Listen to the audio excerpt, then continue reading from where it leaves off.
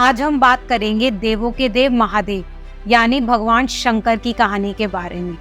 भोलेनाथ के जन्म से जुड़ी कई सारी कहानियां हमें पुराणों में पढ़ने को मिलती है।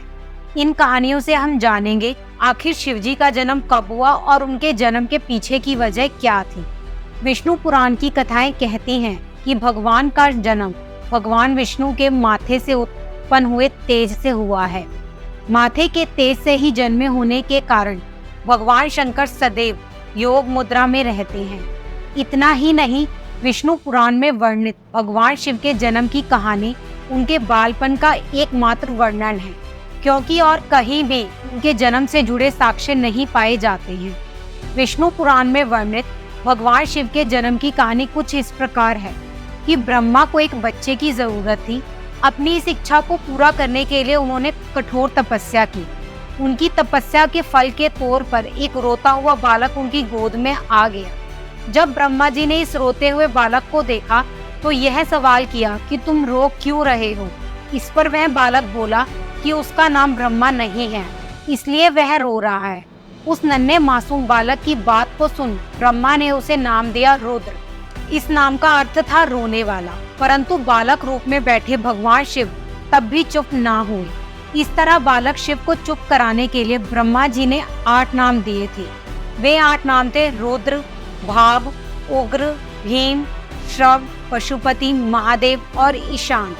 यही वजह है कि भगवान शिव इन सभी नामों से भी जाने जाते हैं। शिव जी के जन्म के पीछे की इस पूरी कहानी के बारे में बात करें तो कुछ इस प्रकार है। जब संपूर्ण ब्रह्मांड, धरती, आकाश और पताल जलमग्न था, तब उस समय ब्रह्मा, विष्णु और महेश के अलावा कोई भी अस्तित्व में नहीं था। उस दौरान केवल भगवान विष्णु ही थे जो जल में शेषनाग पर विश्राम करते हुए नजर आ रहे थे। तभी ब्रह्मा जी भगवान शिव की नाभि से प्रकट हुए और फिर भगवान शिव की उत्पत्ति माथे के तेज से हुई। ब्रह्मा जी से शिव जी को देखा तो पहचानने में साफ इनकार कर दिया।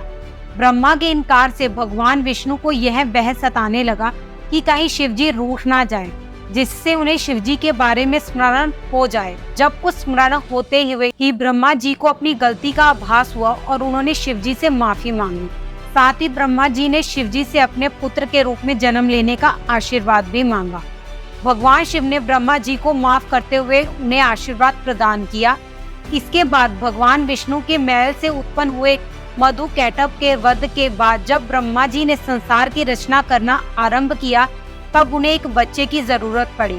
इस समय उन्हें भगवान शिव से मिला आशीर्वाद याद आया। आशीर्वाद को पाने के लिए उन्होंने तपस्या की और फिर एक बालक उनकी गोद में प्रकट हो गया।